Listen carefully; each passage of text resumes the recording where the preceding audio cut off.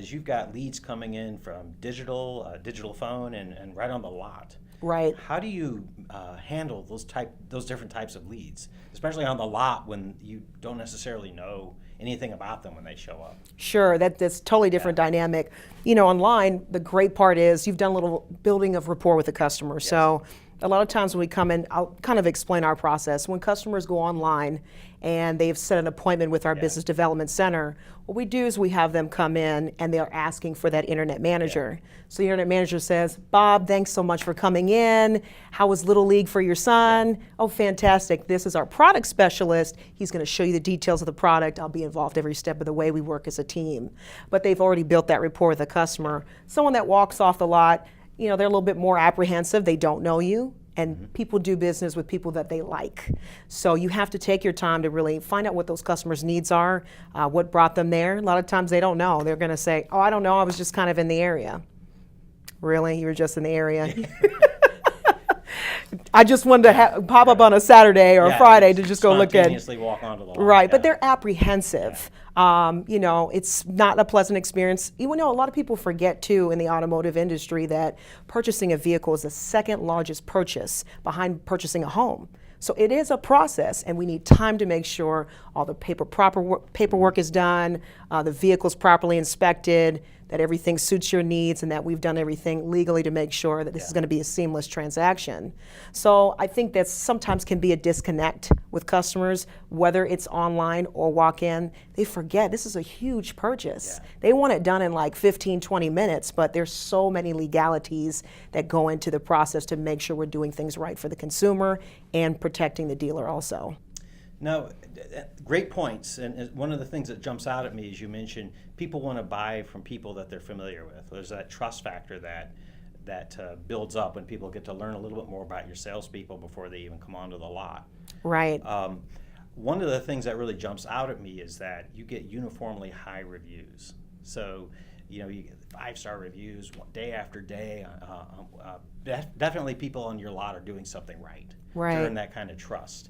How do you go about building a culture that gets strong reviews with your customers? That's a great question. So we try and ask customers to get involved every step of the way, right? So we're saying, how are things going? Are you happy with the process? Are we answering your questions? You try and make sure you check in all the time with your customers, and then if they have a positive experience, say, it would mean the world to us if you wouldn't mind taking a few minutes of your time, just a minute, if you could write a review for us or give us your feedback online, it'd be greatly appreciated.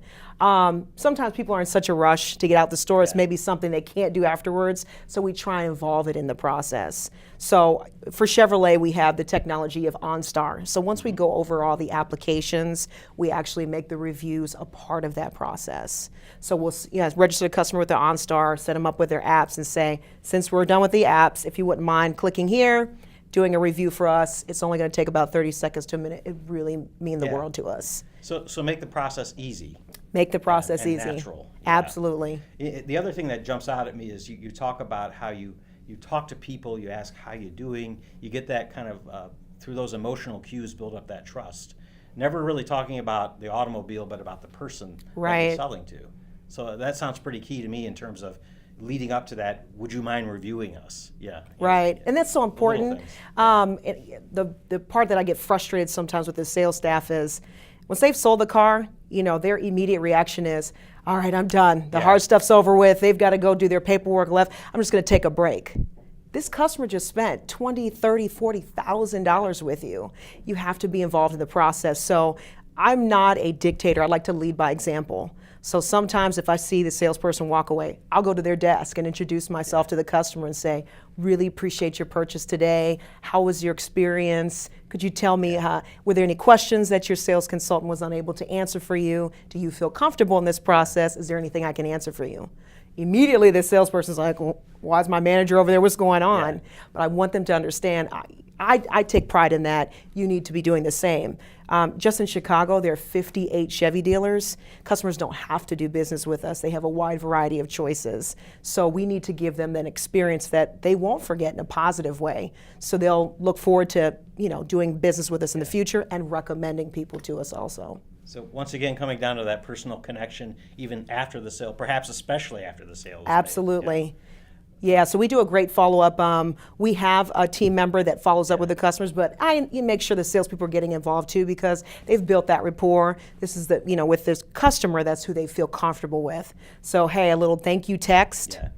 Appreciate the business. If you have any questions, following up again in a couple days, just want to follow up with you. A lot of times there's a lot of information that was given. You've probably had time to process it. Is there anything else I can assist you with? And just making sure you're a part of that with the customer. Something we also do is once they purchase the vehicle, we set up their first service visit.